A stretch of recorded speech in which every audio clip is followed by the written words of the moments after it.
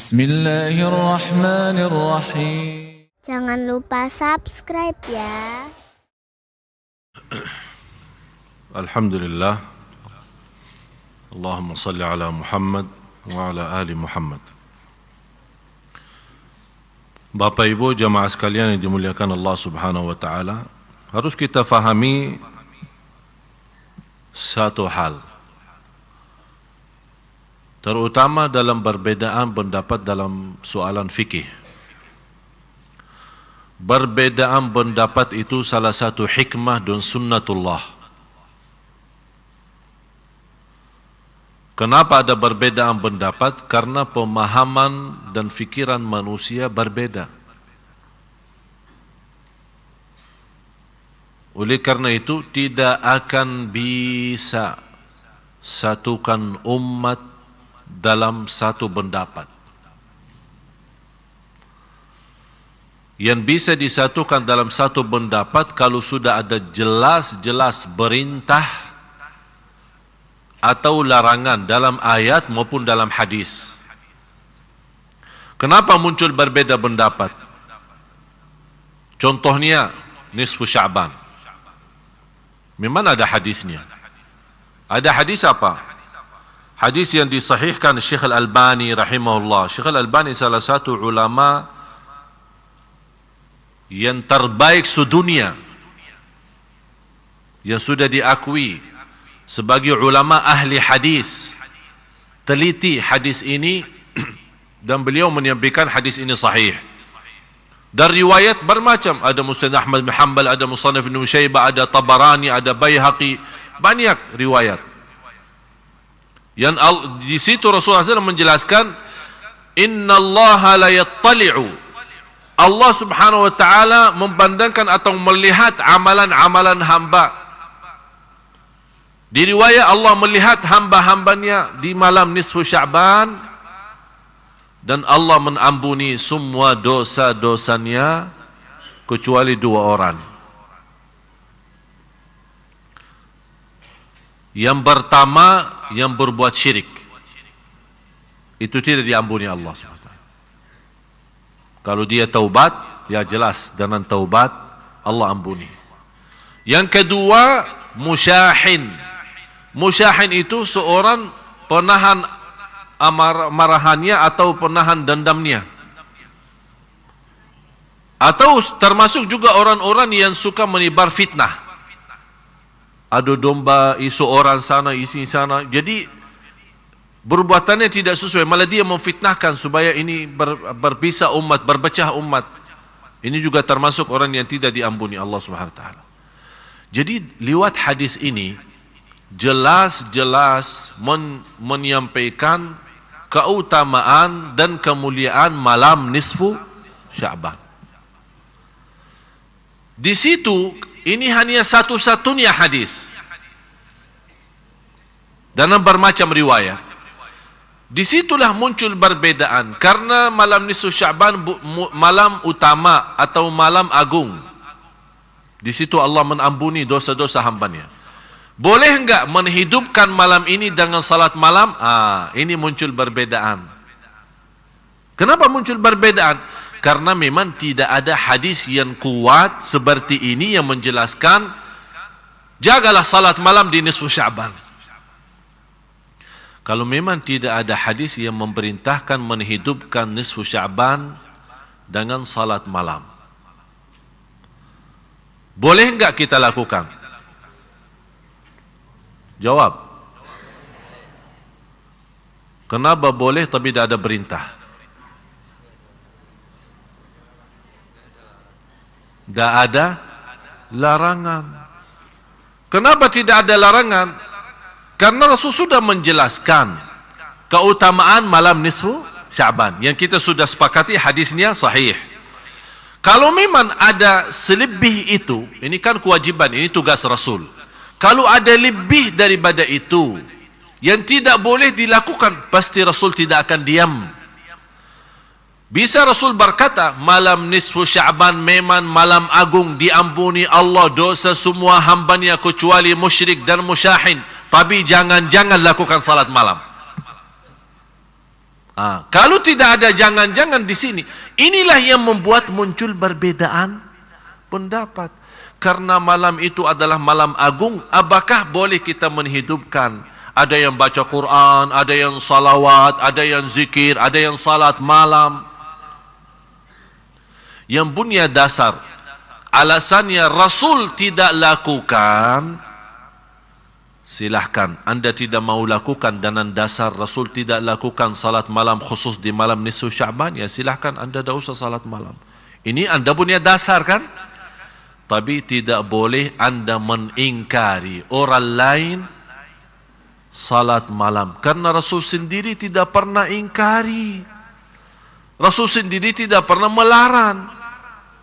Yang mau salat malam silahkan, yang mau tidur, ya silahkan. Kenapa diributkan? Ini masalahnya. Apapun bersoalan yang belum disepakati, ini harus difahami Bapak Ibu ya. Hafal ini kalau bisa, bukan hanya difahami, dihafal. Apapun bersoalan dalam fikih tidak disepakati oleh ulama, ijma'. Faham ijma'? Sepakat. Tak ada satu pun yang keluar dari dana sepakatan itu. Kalau belum ada sepakatan dari ulama, umat itu masih dalam kebebasan. Yang mau A boleh, yang mau B boleh, yang mau D boleh. Tapi dan juga harus difahami, tidak akan bisa ada sepakatan antara ulama kalau tidak ada ayat dan hadis yang kuat, yang tidak bisa muncul berbeda tafsiran. Kenapa bisa muncul perbedaan? Ini kan ada Syafi'i, Maliki, Hanafi kan? Imam Syafi'i muridnya siapa? Imam Maliki. Tapi kenapa dia berbeda sama gurunya? Karena beda pemahaman. Gurunya bawa Quran dan hadis kan? Imam Syafi'i bawa apa? Injil dan Taurat. Sama, Quran dan hadis. Dia menghormati gurunya, tapi mohon maaf, anak punya pemahaman beda. Ini kan kemampuan fikiran manusia. Apalagi dikenal Imam Syafi'i sebagai orang ulama yang cerdas, termasuk dari sisi bahasa. Kalau Imam Malik lebih kuat ilmunya di sisi hadis, kalau Imam Syafi'i lebih kuat di sisi fikih. Ya di situ kelebihan masing-masing. Ini kan karunia Allah. Di situ orang yang punya kelebihan isi di sini, yang isi di sini. Di situ umat baru bisa bersatu. Tapi jangan orang merasa diri, ana yang benar, yang lain salah. Ana dah mau tahu. Ada yang megang tokohnya katanya, ana dah mau tahu selain qala Allah, qala Rasul. Yang menyampaikan kepada kita qala Allah dan Rasul siapa? Iman kita sudah waktu turunnya wahyu, kita ada di situ. Ada enggak? Kalau kita bilang tidak mau tahu selain qala Allah, qala Rasul, yang membawakan kepada kita qala Allah dan Rasulnya siapa? Ulama kan?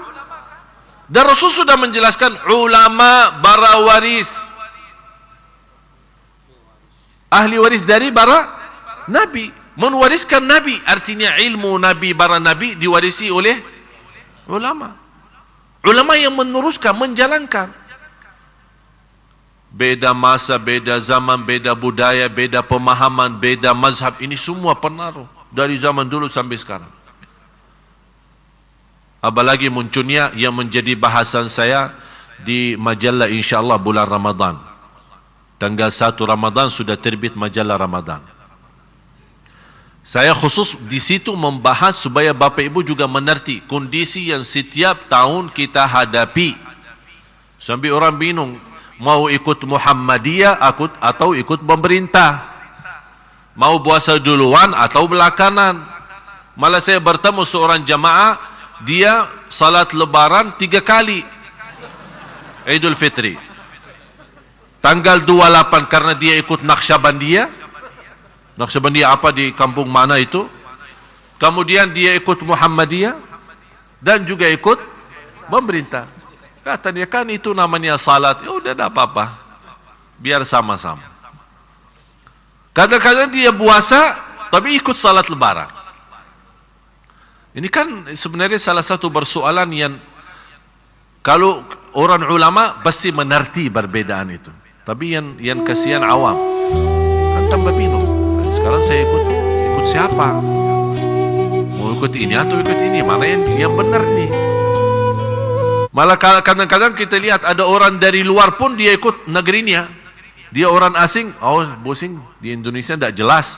Udah, dia dari mana? Dari Mesir. Udah saya ikut Mesir aja. Padahal dia tinggal di. Ini insya Allah menjadi bahasan saya di majalah. Nanti insya Allah kalau Bapak Ibu berkenan nanti dapat majalah Ramadan itu. Nanti di situ angka akan mendapatkan. Saya kumpulkan di situ semua perbedaan. Dengan dasar saya bahas sedetil-detilnya, saya dalami semua supaya Bapak Ibu ngerti. Nanti ujungnya kesimpulannya apa? Supaya harus Bapak Ibu menurut saya inilah saatnya jamaah kita ini umat Islam di Indonesia dinaikkan kualitas ilmunya. Naik, harus faham. Supaya jangan, karena saya punya prinsip man kathura ilmuhu qalla inkaruhu. Semakin banyak ilmunya seorang akan sedikit mengingkari perbedaan. Kenapa sekarang banyak muncul ingkar, ini dah boleh, ini boleh, ini dah boleh? Karena mereka belum faham. Hanya faham dari satu sisi.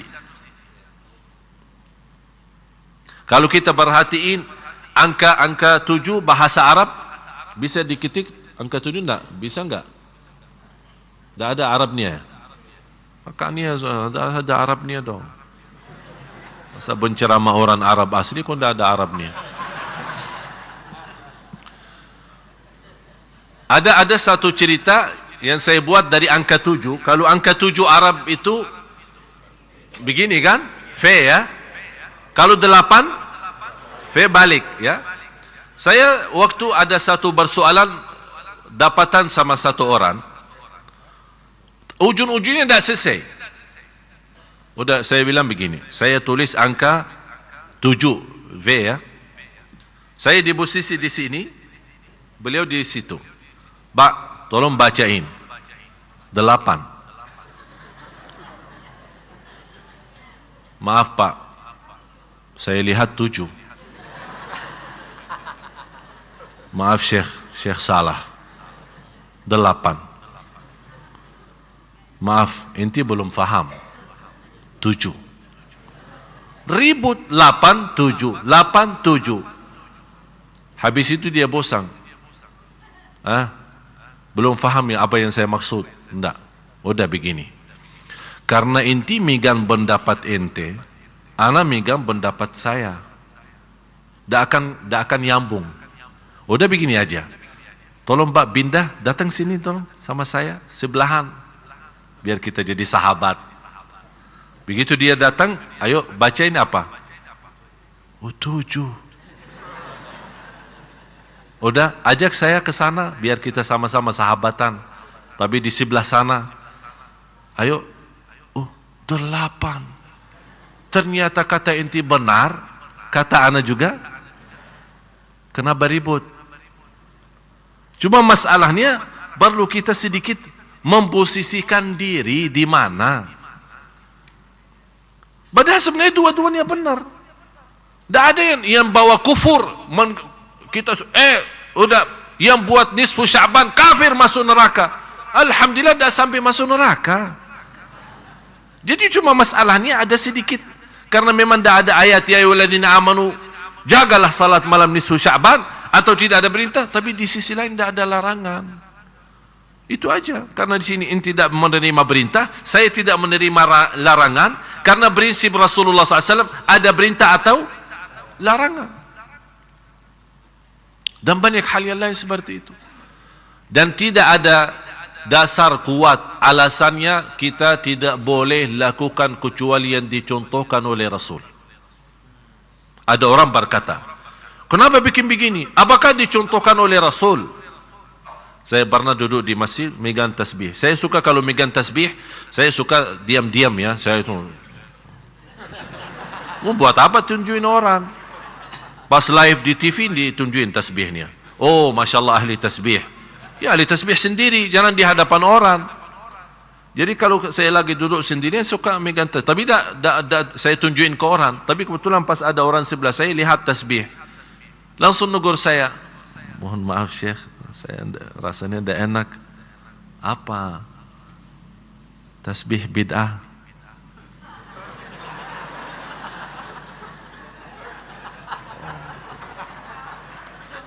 Terima kasih.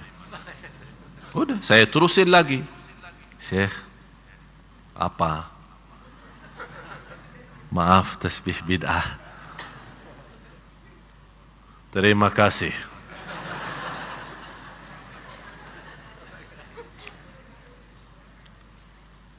Kan kita orang Islam, tak boleh melanggar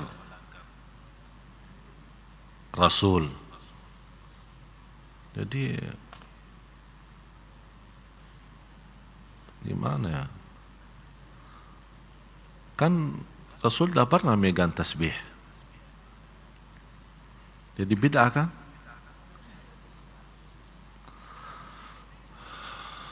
Duduk. Nanti sekarang membuat konsentrasi saya hilang gara-gara. Udah, saya masukin tasbih, ayo duduk.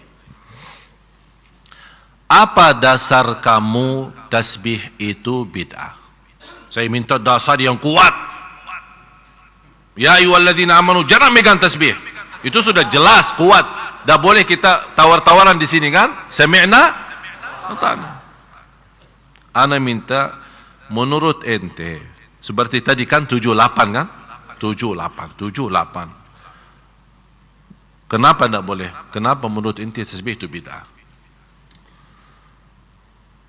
Alasan saya, tasbih itu tidak ada di zaman Rasul.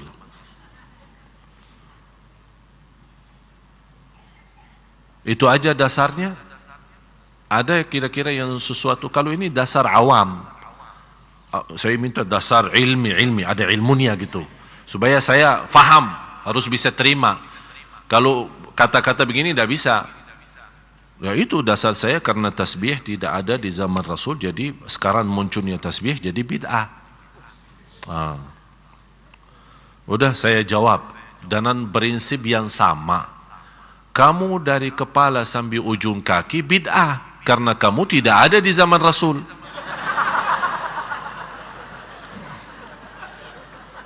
Kan prinsip yang sama. Apakah ini bisa jadi dasar? Banyak hal yang tidak ada di zaman Rasul. Banyak. Dalam hal ibadah maupun di luar ibadah. Apakah kita semua menjadi bid'ah? Harus kita fahami kondisi kita Bapak Ibu. Apalagi perbedaan mazhab, perbedaan pemahaman. Itu kita harus waspada, memahami semua. Dan soal tasbih, di zaman Rasul, kata siapa ada tasbih? Ada di zaman Rasul tasbih.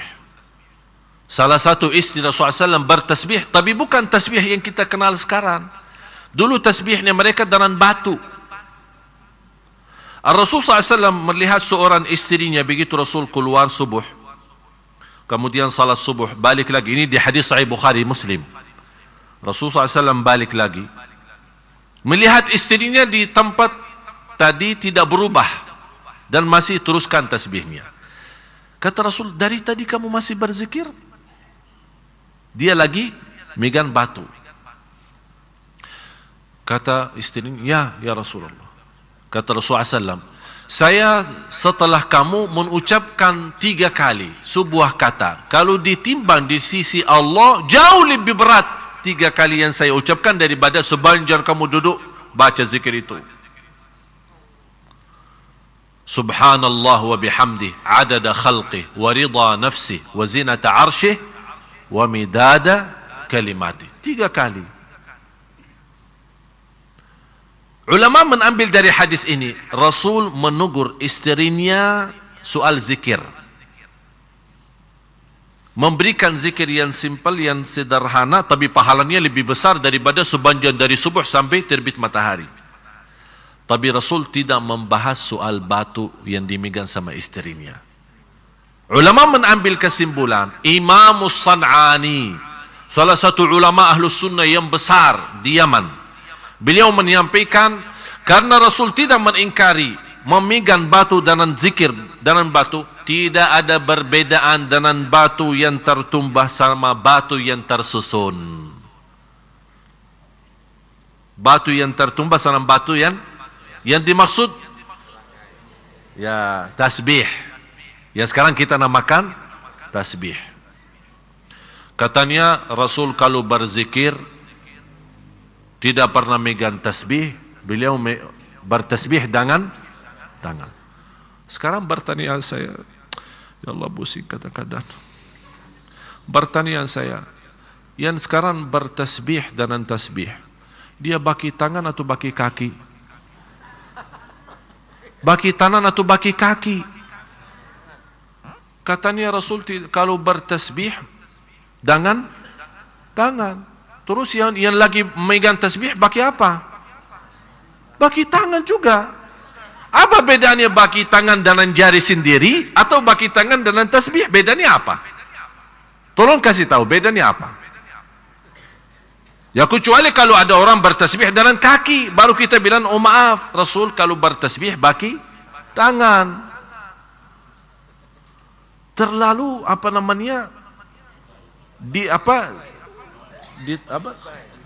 Lebay ya.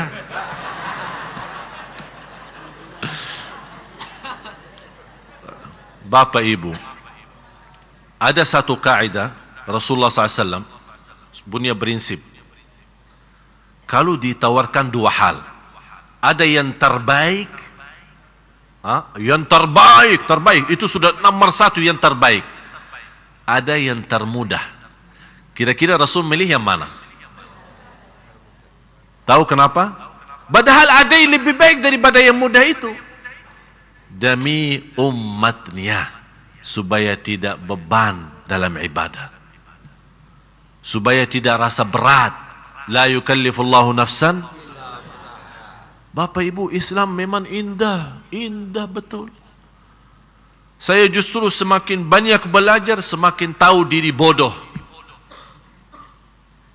Jadi orang-orang malah justru semakin tinggi ilmunya, semakin ketahuan bodohannya. Berarti kita belum apa-apa. Jangan ada orang merasa, oh Alhamdulillah saya sudah. Jangan. Teruskan belajar. Sungguh subhanallah, semakin banyak kita akan melihat, semakin terasa keindahan Islam. Semakin akan mendalami begitu luasnya Islam. Menghormati manusia, menghormati perbedaan, menghormati pemahaman. Itu luar biasa. Dan kita tetap Bapak Ibu kembali kepada Al-Quran dan Sunnah. Dan bagaimana kita bisa memahami Al-Quran dan Sunnah kecuali dengan ulama? Siapa yang bisa faham Quran dan Sunnah? Ya ulama. Oleh karena itu ulama harus betul-betul yang takwa, yang ikhlas, amanah. Begitu dia memimpin jamaah, dia terangkan. Jangan Bapak Ibu memahami. Kalau saya di posisi, saya tidak memerintahkan jaga salat malam nisfu Sya'ban dan saya tidak larang. Yang mau silahkan, yang tidak mau silahkan. Prinsip saya seperti itu. Saya ikut sahabat sejak dulu. Tabi'in yang sudah bertemu dengan sahabat seperti Al-Hasan Al-Basri rahimahullah. Saya punya sanad, dapat sanad dari guru ke guru, silsilah, tahu sanad silsilah, megang tasbih sampai Imam Hasan Basri. Sampai Imam Hasan Basri. Imam Hasan Basri itu gurunya, guru beliau adalah sahabat Rasulullah SAW. Jadi salah satu pendapatnya beliau misal seperti kunut. Ini juga termasuk salah satu yang dipersoalkan. Kunut subuh boleh atau tidak boleh. Malah ada yang terlalu lebay ya. Betul. Terlalu lebay. Sampai ada orang yang membatalkan salat seorang yang tidak kunut subuh. Atau ada sisi lain, ada orang yang terlalu membatalkan salat orang atau membid'ahkan salat seorang yang lakukan kunut subuh. Jadi sebenarnya saya lihat dua-duanya berlebih-lebihan. Lebay. Prinsip saya apa? Yang mau kunut boleh, yang tidak mau kunut boleh. Sudah selesai. Anta makmum, imamnya bagi kunut, ikut. Dah mau ikut, ya terserah. Kenapa ribut? Kenapa diributkan? Oleh karena itu Bapak Ibu saya harap, oleh karena itu salah satu perjuangan saya di Indonesia, terutama khusus untuk jamaah-jamaah saya ini, saya memperjuangkan supaya kita bagaimana memiliki kualitas ilmu yang insya Allah sederhana tapi dalam. Faham dalam? Jadi betul. Kenapa? Supaya apapun yang kita hadapi, saya tidak mau Anda belajar di sini terus beributan sama orang di luar. Jangan. Tapi Anda punya prinsip, Anda sudah ngerti. Terima kasih. Yang sesuai pendapat kita, yang tidak sesuai pendapat kita, tetap sama-sama hormati. Udah sampai kapan umat ini masih terus begini keadaannya? Umat Islam di Indonesia umat yang terbesar. Coba bayangkan kalau bisa bersatu, luar biasa kenikmatan yang kita hadapi. Dan tidak akan mudah dan gampang muncul aliran-aliran yang sesat. Sekarang gampang muncul aliran Ahmadiyah dan yang lain-lain. Dan menurut saya al-haq dan yang benar nyata dan jelas, dan batil juga nyata dan jelas. Yang kita minta satu, saat Bapak Ibu baca Al-Fatihah, rasakan ihdinas siratal. Itu yang dirasakan. Ya Allah, memang sekarang Indonesia lagi menghadapi bermacam-macam pemahaman, perbedaan, sampai tertanam kebencian, tertanam bermusuhan. Ihdinas siratal mustaqim. Ya Allah, berilah kepada di antara semua yang sudah menghadapi persoalan ini sampai membuat umat bingung, malah orang bisa tersesat. Ya Allah, selamatkan. Dengan apa? Ihdinas siratal mustaqim. Jadi Bapak Ibu, begitu Anda lagi salat, tolong kalau bisa apalagi lagi salat sunnah, boleh stop sebentar ya. Maksud saya stop apa? Begitu Anda baca ihdinas siratal mustaqim, stop sejenak ya, sebentar aja, rasakan, hayati, supaya di dalam salat kita bisa betul termasuk kita bukan hanya salat biasa, tapi isi daripada salat bermunajat, memohon, ya Allah, umat ini sudah berantakan, saling menyesatkan, saling membid'ahkan, ya Allah, ihdinas siratal mustaqim. Ya Allah, saya tidak mau menjadi orang tersesat, tidak mau jadi orang hati hitam gara-gara perbedaan. Silahkan ada perbedaan, tapi jangan ada perbedaan hati. Hati ini harus terjaga. Yang kita sudah tahu, seorang yang jaga hatinya, jaga perasaannya sama orang lain, Allah masukkan dia surga. Ini amalan yang begitu luar biasa. Oleh karena itu sekali lagi Bapak Ibu, apa soalan-soalan yang kita merasa tidak nyaman dalam hati kita, supaya tidak menimbulkan hal perbedaan, apalagi kita belum mengerti, silahkan ajukan pertanyaan. Alhamdulillah sekarang mudah, lewat SMS bisa, lewat Facebook bisa, lewat Twitter bisa. Kita melayani jemaah semaksimal mungkin, semampu